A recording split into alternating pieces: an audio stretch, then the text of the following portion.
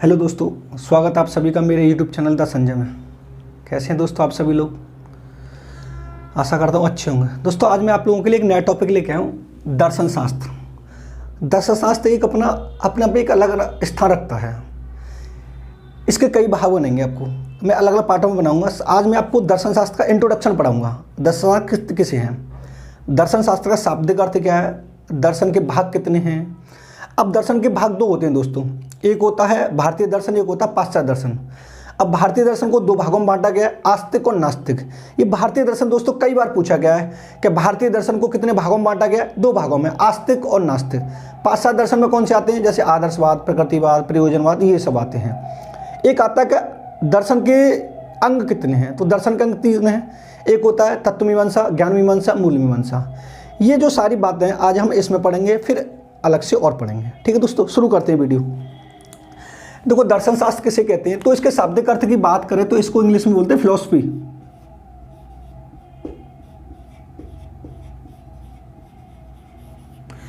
इसकी उत्पत्ति लैटिन भाषा के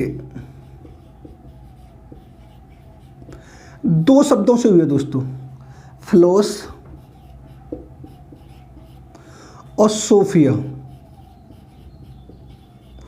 फिलोस का शाब्दिक अर्थ होता है लव और सोफिया का शाब्दिक अर्थ होता है विजडम, यानी लव ऑफ विजडम। इसको हिंदी में बात करें तो ज्ञान के प्रति प्रेम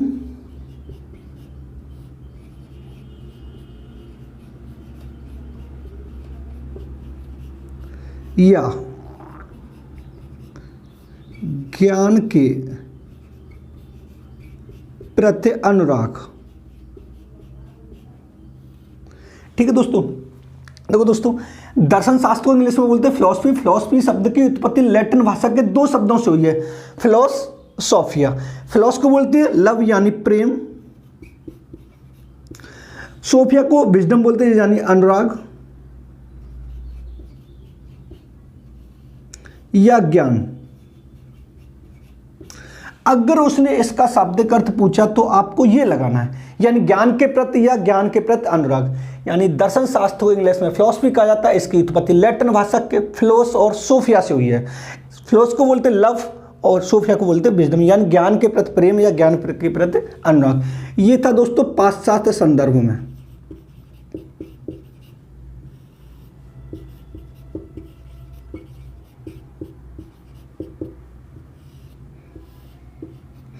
अब दोस्तों बात करते हैं हम भारतीय दर्शन की।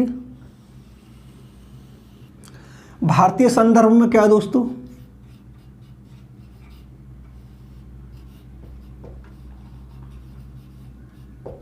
देखो दर्शन शब्द संस्कृत की दृश्य धातु से बना है, जिसका अर्थ है देखना। ठीक है दोस्तों, जिसमें उन्होंने कहा, भारतीय दार्शनिकों ने कहा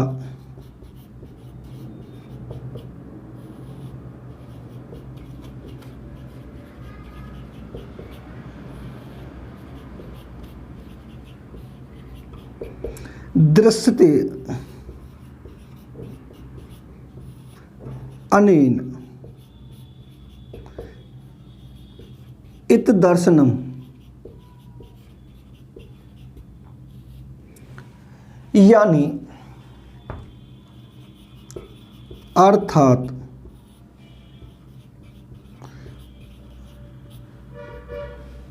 प्रत्येक व्यक्ति का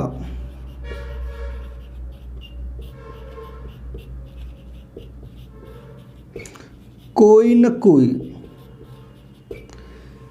दर्शन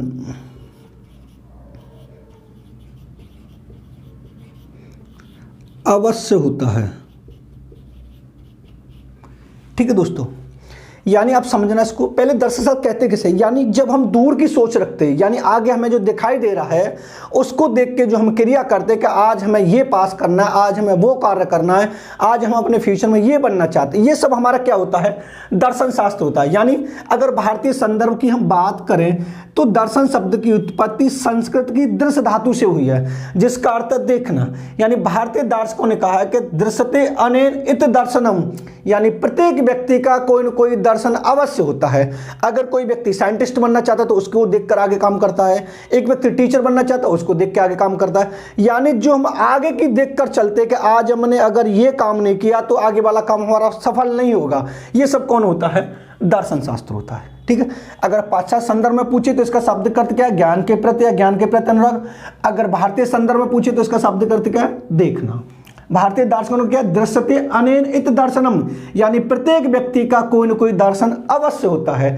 हर व्यक्ति अपने जीवन में कुछ न कुछ देखकर जरूर चलता है कि आज मैंने ये कार्य नहीं किया तो कल ये विफल हो जाएगा। ये सब कौन करता है, दर्शन करता है। नोट कर लो दोस्तों, इसको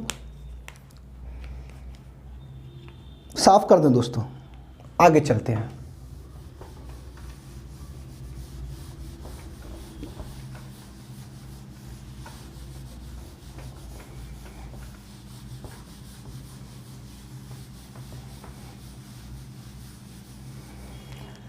अब आती है दोस्तों इसकी डेफिनेशन। इसकी डेफिनेशन बड़ी इंपॉर्टेंट है।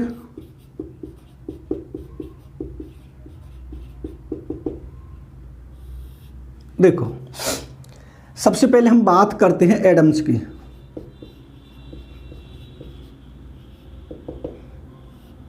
शिक्षा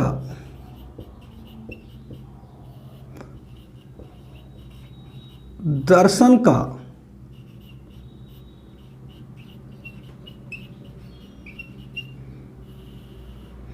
गत्यात्मक पहलू है।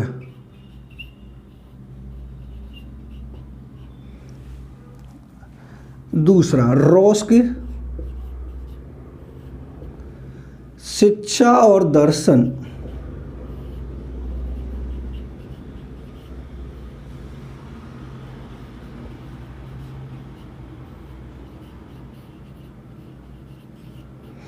एक ही सिक्के के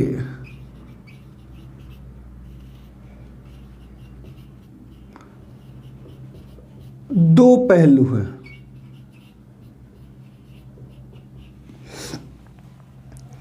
नेक्स्ट, शापनहावर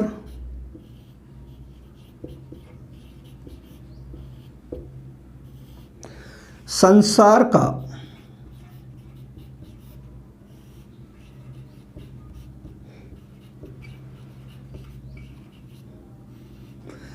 प्रत्येक व्यक्ति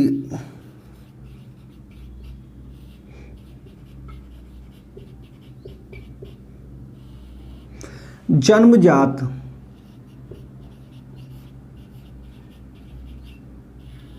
दार्शनिक होता है।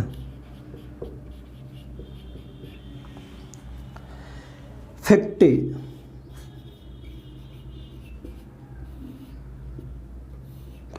ज्ञान का विज्ञान ही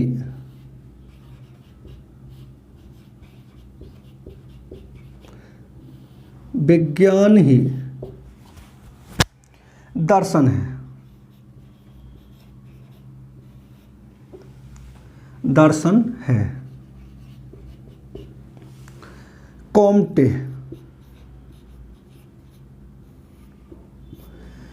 दर्शन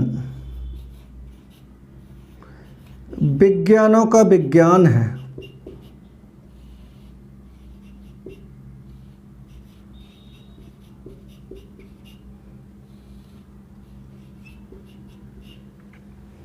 ये इंपॉर्टेंट है दोस्तों, यहां से आपको एक मिल सकती है।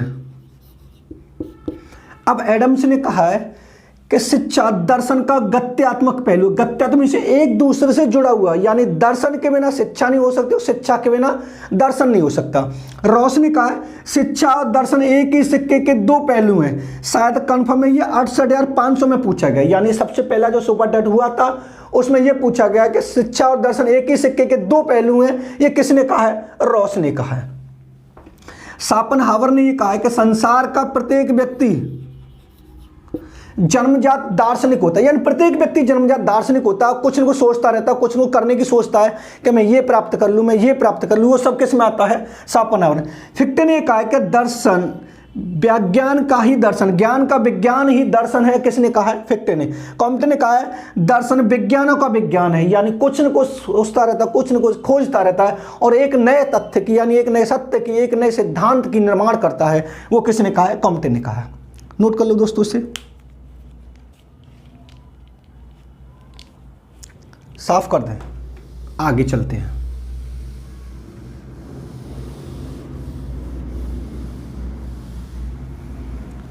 देखो दोस्तों, अब इसके हम जनक की बात करते हैं।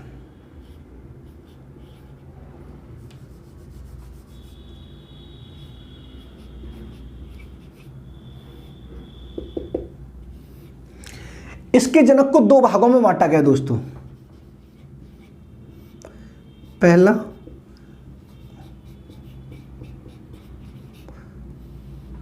भारतीय दार्शनिक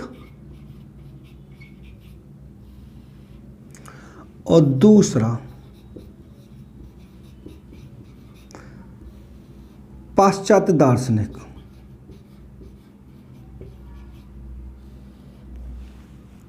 ठीक है, अब भारतीय दार्शनिक में कौन कौन से आते हैं? विवेकानंद,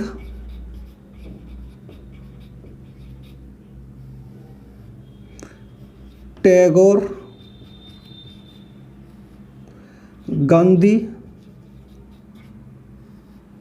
और अरविंद। ठीक है दोस्तों, पाश्चात्य में कौन कौन से आते हैं? देखो, प्लेटो, अरस्तु,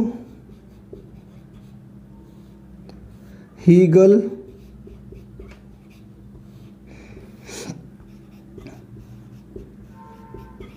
पेस्टोलॉजी,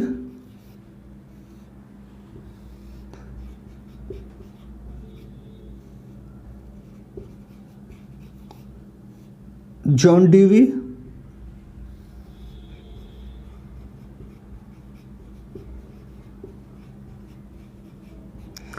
किलपैट्रिक। ठीक है दोस्तों, अब क्वेश्चन ये आता है कि सपोज यहां से उसने 3 ले लिए और यहां से 1 ले लिया, तो निम्न में से कौन सा भिन्न है? तो ये तो भारतीय है जबकि ये पाश्चात्य है। अगर यहां से 3 ले लिए उसने और यहां से 1 ले लिया, तो निम्न में से कौन सा भिन्न है? अगर उसने पूछा कि भारतीय दार्शनिक कितने, तो 4 लगा देने। इनके तो बहुत सारे हैं, जितने भी पाश्चात्य आए, जितने भी विदेशी आए, पाश्चात्य मीन्स होता है विदेशी, तो बहुत सारे हैं, लेकिन भारतीय कितने? 4 हैं। अब देखो इनके दर्शन को किस किस नाम से जाना जाता है। अगर उसने कहा कि विवेकानंद का दर्शन कौन सा है, तो नव्य वेदांत दर्शन।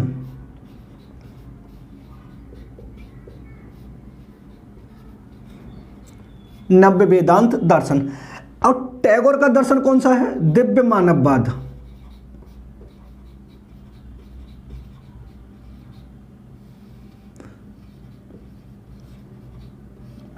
गांधी जी का कौन सा है? सर्वोदय दर्शन।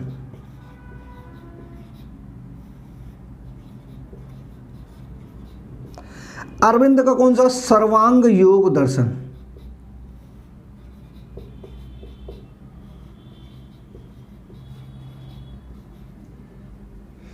एक क्वेश्चन यहां से आपको कंपलसरी मिल सकता है दोस्तों, बड़ा इंपॉर्टेंट है।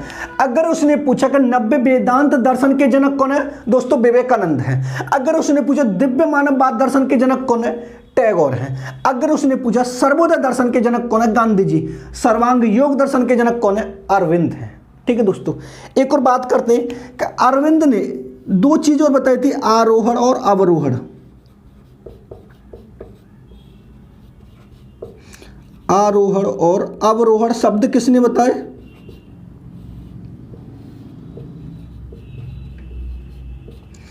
अरविंद ने बताया। ठीक है दोस्तों, अभी मैं इनको अगले जो भी वीडियो बनाऊंगा तो उसमें मैं इनको पूरे डिटेल में पढ़ाऊंगा, क्या विवेकानंद के क्या होते हैं, टैगोर ने क्या क्या किया था, गांधी जी ने क्या किया था, अरविंद ने। अभी आप यहाँ पर इतना ही पढ़ लो। अगर उसने पूछा कि दर्शन शास्त्र के जनकों को यानी दर्शन शास्त्र को कितने भागों में बांटा गया, दो में, भारतीय और पाश्चात्य। अब भारतीय में कौन कौन से जनक आते हैं, विवेकानंद, टैगोर, गांधी जी और अरविंद। पाश्चात्य में कौन कौन से आते हैं, प्लेटो, अरस्तु, Hegel, Pestalozzi, John Dewey, Kilpatrick. अब उसने पूछा कि विवेकानंद का दर्शन कौन सा होता है जिसकी पहचान होती है, तो उन्होंने कहा नव्य वेदांत दर्शन के जनक विवेकानंद को माना जाता है। अगर टैगोर के दर्शन कौन सा, दिव्य मानववाद दर्शन। गांधी जी का दर्शन कौन सा, सर्वोदय दर्शन। सबसे ज्यादा इंपॉर्टेंट ये दोस्तों हैं, इनको डाल लेना, कई बार पूछे जा सकते हैं। अगर उसने पूछा कि गांधी जी का दर्शन कौन सा, तो सर्वोदय दर्शन। अरविंद का दर्शन कौन सा, सर्वांग योग दर्शन। अब अरविंद ने अपने दर्शन में दो शब्दों का प्रयोग किया है, आरोहण और अवरोहण। वैसे टैगोर ने भी किया था, तीन, संपूर्णता, संबंधता और समन्वय, वो मैं आगे लिखा दूंगा। तो अरविंद ने कौन कौन सी दो शब्दों का प्रयोग किया, आरोहण और अवरोहण। बाकी प्लेटो ये है, इनकी पुस्तक जो भी आगे हम पढ़ाएंगे जब लिखेंगे, नोट कर लो दोस्तों, साफ कर दें।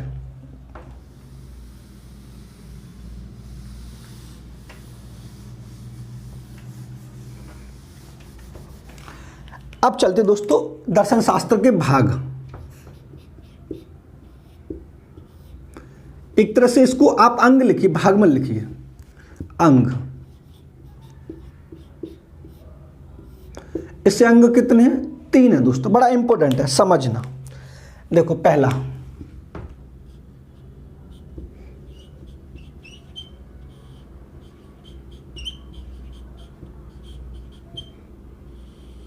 तत्व मीमांसा, ज्ञान मीमांसा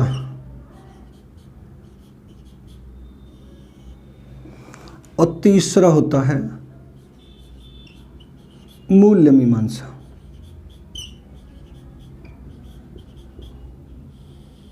ठीक है दोस्तों, इसको इंग्लिश में बोलते हैं मेटाफिजिक्स।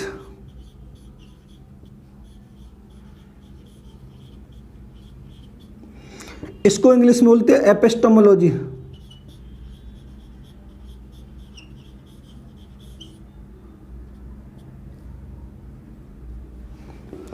इसको बोलते हैं इंग्लिश में एक्सियोलॉजी। क्वेश्चन दोस्तों कभी कभी यह भी पूछा जाता है कि मेटाफिजिक्स में किसका अध्ययन किया जाता है, तत्व मीमांसा। एपिस्टेमोलॉजी में किसका अध्ययन किया जाता है, ज्ञान मीमांसा। एक्सियोलॉजी में किसका अध्ययन किया जाता है, मूल्य मीमांसा का। अब समझना दोस्तों, अब इसमें कौन कौन से आते हैं। इसमें आता है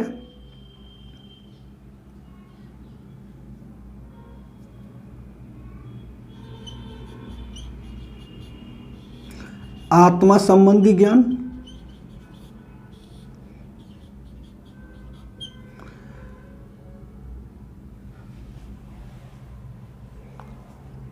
सृष्टि संबंधी ज्ञान,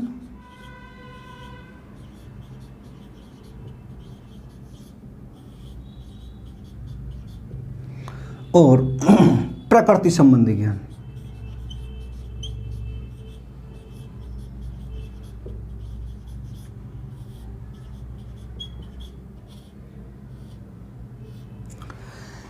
इसमें क्या होता है, ज्ञान का स्वरूप।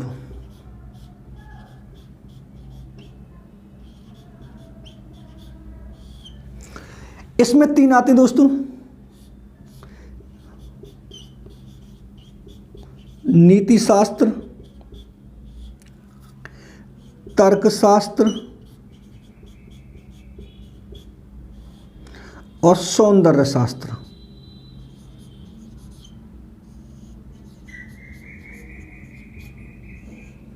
सौंदर्य शास्त्र समझना दोस्तों। अगर उसने पूछा कि दर्शन शास्त्र के अंग कितने हैं, तीन, तत्व मीमांसा, ज्ञान मीमांसा, मूल्य मीमांसा। तत्व मीमांसा को इंग्लिश में क्या कहा जाता है दोस्तों, मेटाफिजिक्स। ज्ञान मीमांसा को इसको क्या कहा जाता है, एपिस्टेमोलॉजी। मूल्य मीमांसा को क्या कहा जाता है, एक्सोलॉजी। अब इसमें कौन कौन से संबंधी विषय किए जाते हैं, तो आत्मा संबंधी ज्ञान, सृष्टि संबंधी ज्ञान, प्रकृति संबंधी ज्ञान, यानी सत्य की जांच। अगर क्वेश्चन बात ये करे कि सत्य की जांच किस में की जाती है, तो मेटाफिजिक्स में। अगर ये कहा जाए कि इस दुनिया में, यानी इस दुनिया का जो भी निर्माण किया है वो ईश्वर यानी भगवान ने किया है, ब्रह्म ने किया है, तो इस ब्रह्म की जो खोज की जाएगी, इस ब्रह्म की जो पहचान की जाएगी, इस ब्रह्म को जाना जाएगा, वो किस में किया जाएगा? तत्व मीमांसा में। यानी अगर हम किसी भी तत्व की बात करें, किसी भी वस्तु की बात करें, किसी भी सिद्धांत की बात करें, तो उस सिद्धांत की प्रकृति यानी सत्यता की कसौटी जानने के लिए हमें किस अंग का प्रयोग करना पड़ेगा? तत्व मीमांसा का। अब उसके बाद फिर उसके ज्ञान का स्वरूप, यानी उससे हमें क्या क्या ज्ञान मिल सकता है, उसमें कौन कौन से ऐसे कॉन्सेप्ट हैं जिससे हम उसे अच्छे से समझ सकते हैं, वो किस में आता है? ज्ञान मीमांसा में। मूल मीमांसा में क्या होता है? फिर उसके आधार पर हम ये तर्क करते हैं या ये करते हैं, निर्णय लेते हैं कि इससे तो अच्छा पहले वाला था। अगर सपोज मैं दो वस्तुओं का निर्माण करता हूं, दो वस्तुओं का निर्माण करने के बाद उनके सत्यता की जांच की जाएगी, तत्व मीमांसा। फिर उनके संबंधी ज्ञान किस में लिया जाएगा? ज्ञान मीमांसा। उन दोनों में निर्णय के इन दोनों में से अच्छा कौन है वो किस में लिया जाएगा? मूल मीमांसा में। तभी तो इसमें नीति शास्त्र, तर्क शास्त्र और सौंदर्य शास्त्र की बात होती है, कौन सा अच्छा है कौन सा बुरा है। नोट कर लो दोस्तों।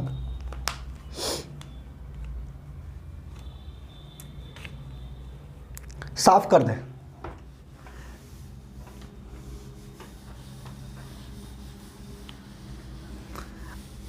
अब दोस्तों इनको और भी हम पढ़ते हैं। देखो,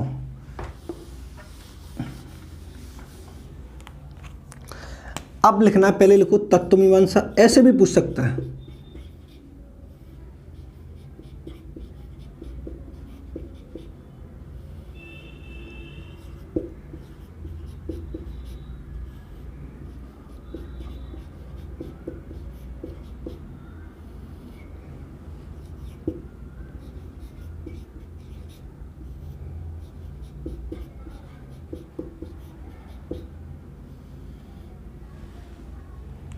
तत्व मीमांसा, ज्ञान मीमांसा, मूल्य मीमांसा। अब ये होता है शिक्षा के उद्देश्यों के संबंध।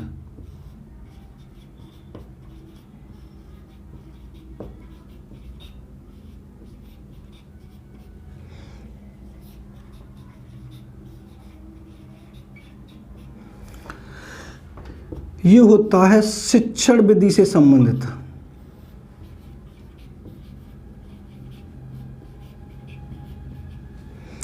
शिक्षण विधि से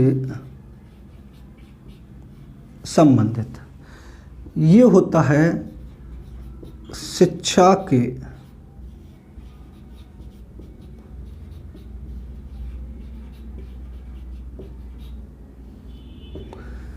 पाठ्यक्रम से संबंधित। एक और वे में लिख रहा हूं मैं दोस्तों।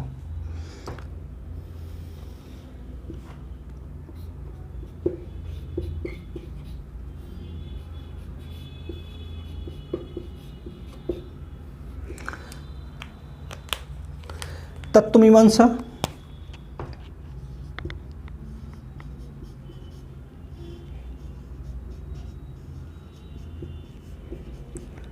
ज्ञान मीमांसा, मूल्य मीमांसा,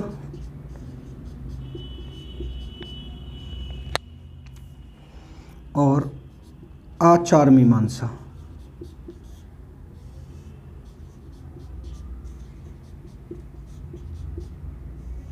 देखो समझो, सत्य की प्रकृति,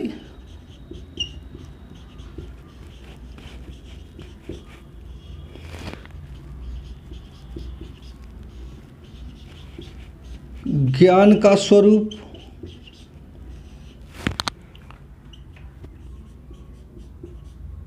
ज्ञान चयन के मानक,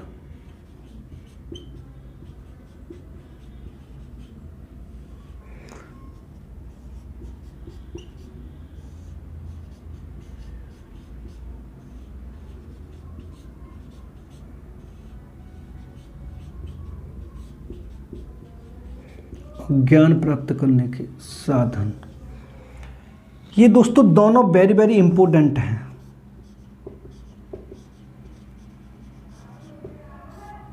समझना दोस्तों, अगर उसने कहा कि तत्व मीमांसा का निर्माण क्या होता है कि शिक्षा के उद्देश्य निर्धारित कौन करता है? तत्व मीमांसा। शिक्षण विधि से संबंधित कौन होता है? ज्ञान मीमांसा। शिक्षा के पाठ्यक्रम से संबंधित कौन होता है? मूल्य मीमांसा। यानी इन तीनों में से क्वेश्चन ये बनता है, ये ऑप्शन बनेंगे, ये क्वेश्चन बनेंगे। अगर उसने कहा दर्शन शास्त्र के किस अंग को शिक्षा के उद्देश्य निर्धारित करने के लिए कहा गया है, यानी दर्शन शास्त्र का कौन सा अंग शिक्षा का पाठ्यक्रम निर्धारित करता है, तो शिक्षा का पाठ्यक्रम कौन निर्धारित कर रहा है? मूल्य मीमांसा। शिक्षण विधि कौन निर्धारित करता है? ज्ञान मीमांसा। शिक्षा के उद्देश्य कौन निर्धारित करता है? तत्व मीमांसा। ये क्वेश्चन यहां से पुट हुआ। अगर उसने पूछा कि शिक्षा का यानी दर्शन शास्त्र का कौन सा भाग ऐसा है जो शिक्षा के उद्देश्य निर्धारित करता है? तत्व मीमांसा। शिक्षण विधि कौन निर्धारित करता है? ज्ञान मीमांसा। शिक्षा का पाठ्यक्रम कौन निर्धारित करता है? मूल्य मीमांसा। अब इसमें बस छोड़ देते, अब दूसरे भाग में आ रहे। अब तत्व मीमांसा किससे संबंधित होता है? तो दोस्तों मैंने अभी आपको बताया सत्य की प्रकृति, यानी ये सत्य को जानने का प्रयास करता है कि सत्य है क्या। उसने पूछा ज्ञान का स्वरूप कौन निर्धारित करता है, तो दोस्तों आप इसको तो वैसे ही समझ जाएंगे कि ज्ञान मीमांसा तो ज्ञान की बात हो रही है, लेकिन नीचे आते हैं मूल मीमांसा, यानी ज्ञान चयन के मानक प्राप्त करने के लिए, यानी ज्ञान चयन के मानक निर्धारित करने के लिए किसका प्रयोग किया जाता है दोस्तों? मूल मीमांसा। और ज्ञान प्राप्त करने के साधन किसके लिए प्रयोग किया जाता है? आचार मीमांसा का। दोस्तों समझना, अगर उसने पूछा कि ज्ञान प्राप्त करने के साधनों का प्रयोग करने के लिए दर्शन के किस भाग को निर्धारित किया गया है? आचार मीमांसा को। ज्ञान चयन के मानक को निर्धारित करने के लिए किसका मानक का प्रयोग किया गया दोस्तों? मूल मीमांसा का। सत्य की प्रकृति, यानी एक ये शब्द है और इसकी प्रकृति यानी इसकी सत्यता जानने के लिए दोस्तों किसका निर्माण किया गया? तत्व मीमांसा का। इनको आप समझ लेना दोस्तों, और इंपॉर्टेंट है बड़ा, इनको नोट कर लो आप। स्क्रीनशॉट लेना चाहे स्क्रीनशॉट ले लो इसका।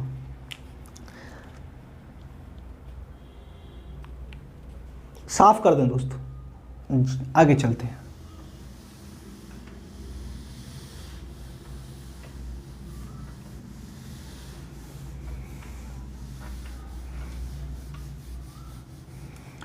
अब पढ़ते हैं दोस्तों दर्शन शास्त्र के प्रकार।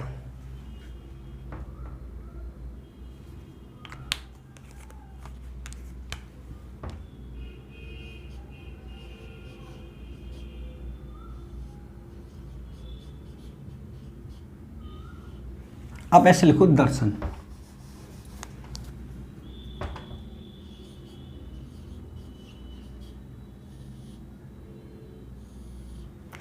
पहला क्वेश्चन ये आता है कि दर्शन को कितने भागों में बांटा गया दोस्तों? तो 2 भागों में बांटा गया है।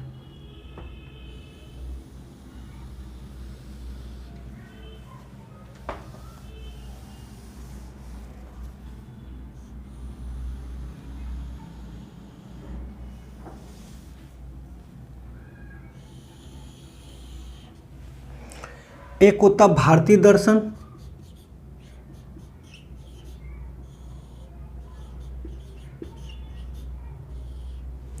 और एक होता है दोस्तों पाश्चात्य दर्शन।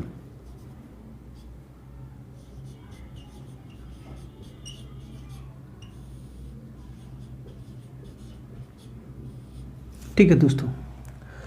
अब भारतीय दर्शन को 2 भागों में बांटा गया दोस्तों।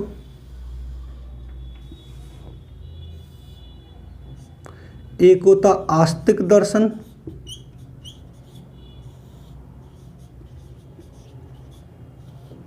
और एक होता नास्तिक दर्शन।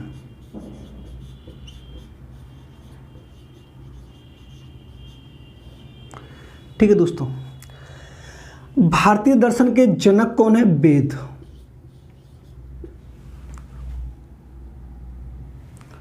पाश्चात्य दर्शन के जनक कौन है? थेल्स। ठीक है दोस्तों। अब पाश्चात्य दर्शन में कौन कौन से आते हैं दोस्तों? पहले मैं इधर लिख दे रहा हूं।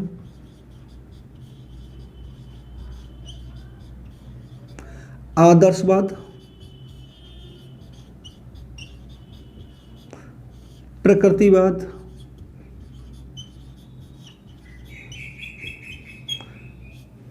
यथार्थवाद,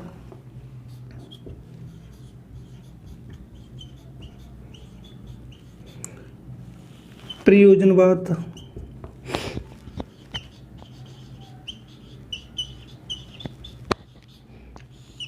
अस्तित्ववाद,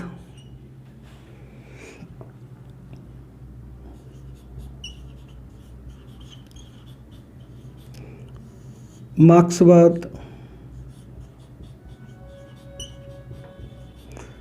साम्यवाद,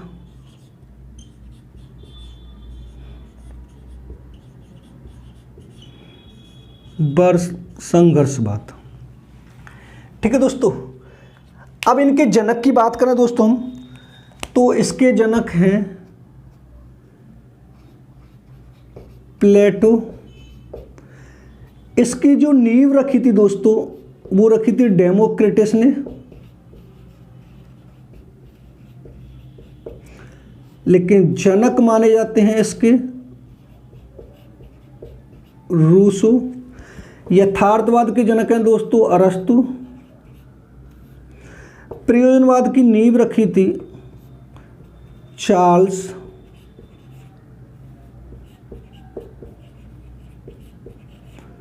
सैंडर्स पियर्स। लेकिन इसके जनक माने जाते हैं दोस्तों जॉन डीवी।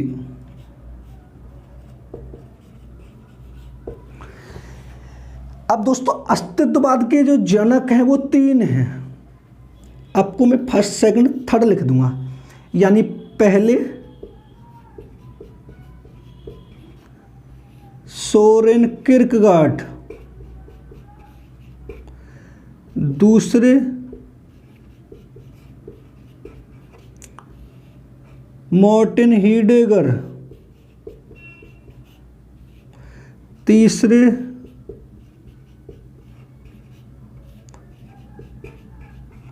जॉन पील सार्त्रे। ठीक है दोस्तों, इन तीनों के जनक हैं कार्ल मार्क्स।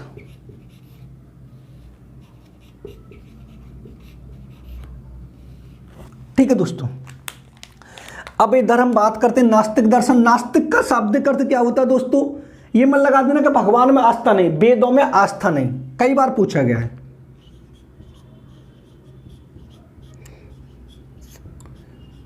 वेदों में आस्था नहीं। अब इसमें कितने आते हैं देखो, पहला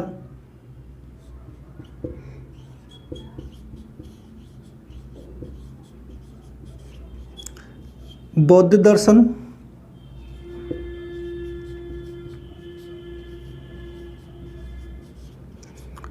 जैन दर्शन और चारवाक। अब इसके जनक कौन है दोस्तों? इसके जनक है गौतम बुद्ध,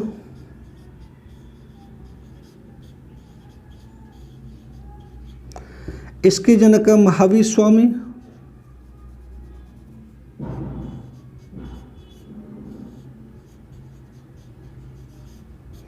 और इसके जनक है चारवाक।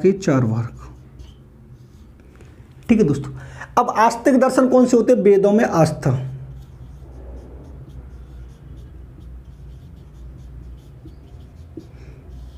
वेदों में आस्था, इसमें कौन कौन से होते हैं दोस्तों?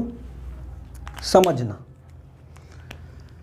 सांख्य दर्शन,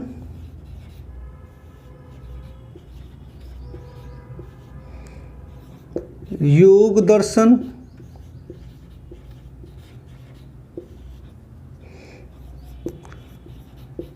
न्याय दर्शन, वेदांत दर्शन,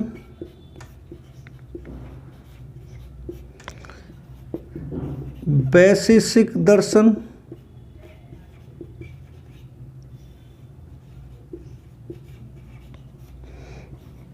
मीमांसा। अब क्वेश्चन ये भी पूछा जाता है दोस्तों को निम्न में से कौन सा भिन्न है? अभी तो यहां तक बात करते हैं तो 3 यहां से ले लेगा और 1 यहां से ले लिया, तो ये तो नास्तिक है, वो आस्तिक है। इनके जनक की बात करें दोस्तों तो इसके जनक हैं जो पिछले 69,000-68,500 में पूछे गए थे, कपिल मुनि है।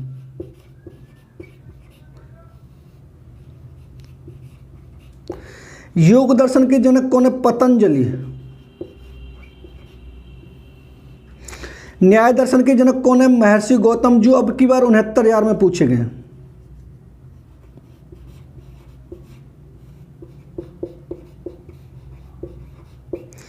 वेदांत दर्शन के जनक कौन है? महर्षि बादरायण।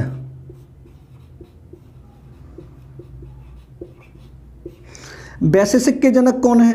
उल्लूक।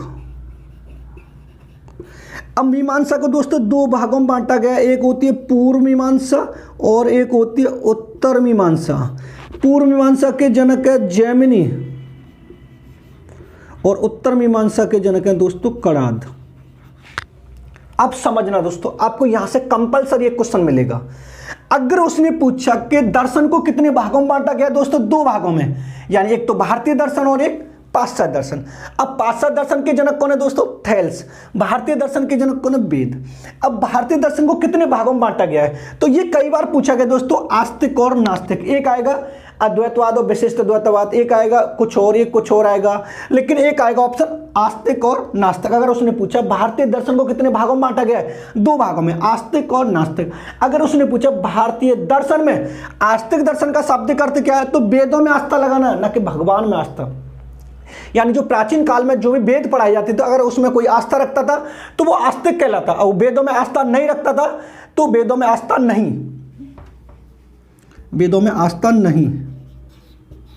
ये किस में आएगा, नास्तिक दर्शन में आएगा। ठीक है दोस्तों। अब उसने पूछा नास्तिक दर्शन कितने दोस्तों, तो आपको लगाने 3। आस्तिक दर्शन कितने दोस्तों, 6। भारतीय दर्शन कुल कितने हैं, 9।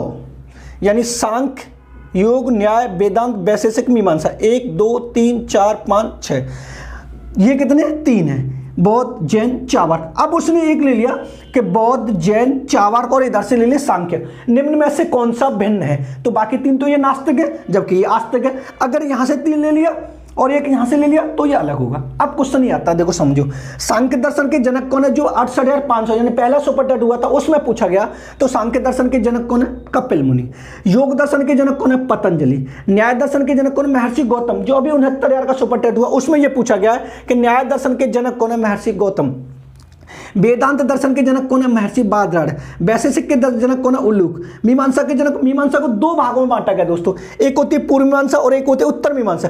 पूर्व मीमांसा के जनक कौन है, जैमिनी। उत्तर मीमांसा के जनक कौन है, कणाद। अब बातें इधर, नास्तिक दर्शन किसे कहते हैं, जो वेदों में आस्था नहीं रख सकते हैं, नहीं रखते हैं। दोस्तों मैं बार बार फिर भी कह रहा हूं, अगर उसने पूछा कि भारतीय दर्शन में नास्तिक दर्शन किसे कहा जाता है, तो आप भगवान में आस्था नहीं, क्या वो पहला ऑप्शन वही रखेगा, जो भगवान में विश्वास नहीं रख सकते हैं उन्हें नास्तिक कहा जाता है, जबकि गलत है। जबकि राइट आंसर क्या है, जो वेदों में विश्वास नहीं रखते हैं, जो वेदों में आस्था नहीं रखते हैं, वो क्या कहलाते हैं, नास्तिक दर्शन।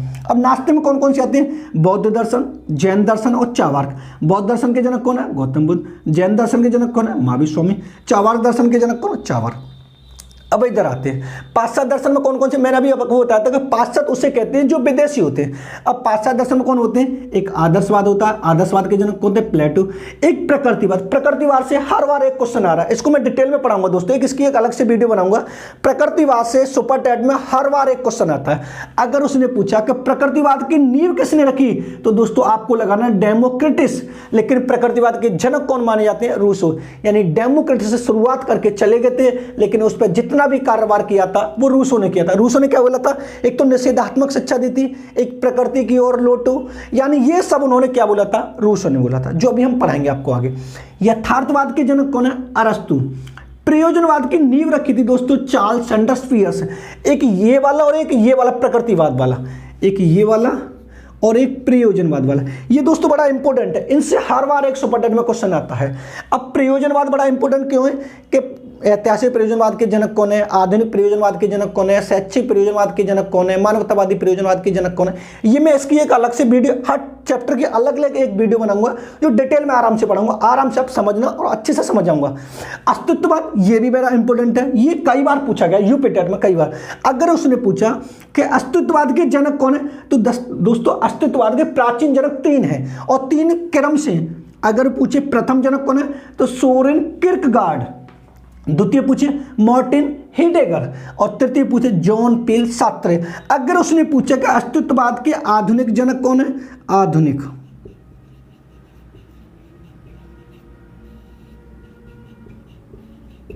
तो आधुनिक जनक दोस्तों आपको लगाने Karl जैस्पर्स।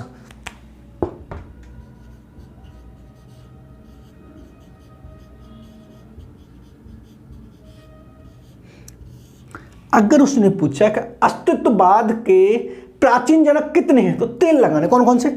Soren, Kierkegaard, Martin हेडेगर, John पील, सार्त्रे।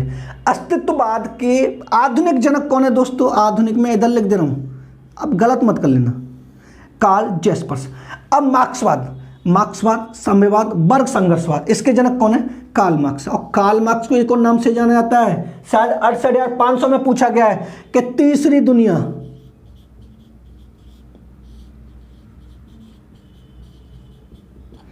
यानी कार्ल मार्क्स को किस नाम से और जाना था? तीसरी दुनिया। कार्ल मार्क्स ने एक वर्ग विहीन समाज की स्थापना की, यानी किसी की स्थापना की। मैं अभी इसको भी डिटेल में एक पूरा वीडियो बनाऊंगा कार्ल मार्क्स की, आराम से उसको देखना, समझ में आएगा। मैं अब तो यहीं पर ये भी पढ़ा दे रहा हूं कि कार्ल मार्क्स को किस और नाम से जाना था? तीसरी दुनिया। कार्ल मार्क्स ने किस समाज की स्थापना की? वर्ग विहीन समाज की स्थापना। ठीक है दोस्तों, ये समझ में आया। अब देखो दोस्तों, नोट डाल के लिखो, यहां से एक क्वेश्चन आपको इंपोर्टेंट मिलेगा कंपल्सरी। देखो, पहला,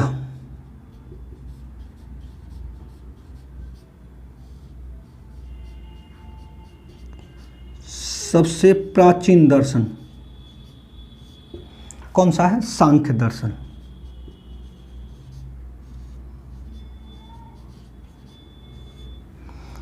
दूसरा,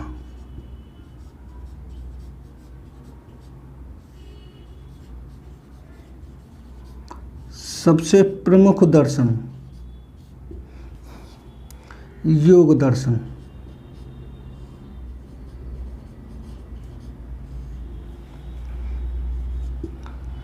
बैरागी दर्शन।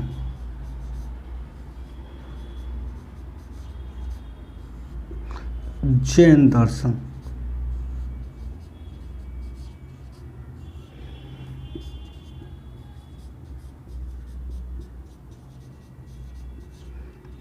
चरमोत्कर्ष दर्शन,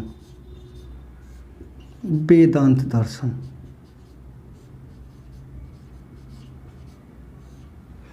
इनमें से दोस्तों आपको एक क्वेश्चन मिल जाएगा, इंपोर्टेंट डाल लेना इसको। अगर उसने पूछा कि निम्न में से सबसे प्राचीन दर्शन कौन सा है? सांख्य दर्शन। कौन सा दर्शन है दोस्तों? सांख्य दर्शन। सबसे प्राचीन दर्शन सांख्य दर्शन। सबसे प्रमुख दर्शन योग दर्शन। बैरागी दर्शन जैन दर्शन। बैरागी मीन्स होता है यानी बुरी की नजर से, बुराई की नजर से देखे ना, हे की दृष्टि से देखा जाना, कौन सा दर्शन है? जैन दर्शन। चरमोत्कर्ष दर्शन कौन सा? वेदांत दर्शन। इनको डिटेल में अब मैं आगे जो भी नेक्स्ट वीडियो बनाऊंगा उसमें पढ़ाऊंगा। दोस्तों अगर वीडियो पसंद आए तो वीडियो को लाइक करें और शेयर करें और कमेंट करना ना भूलें। अगर आप हमारे चैनल पर नए हैं तो हमारे चैनल को सब्सक्राइब करें और बेल आइकन ऑल को प्रेस करें, जिससे आने वाले वीडियो का नोटिफिकेशन आपको मिलता रहे। धन्यवाद दोस्तों।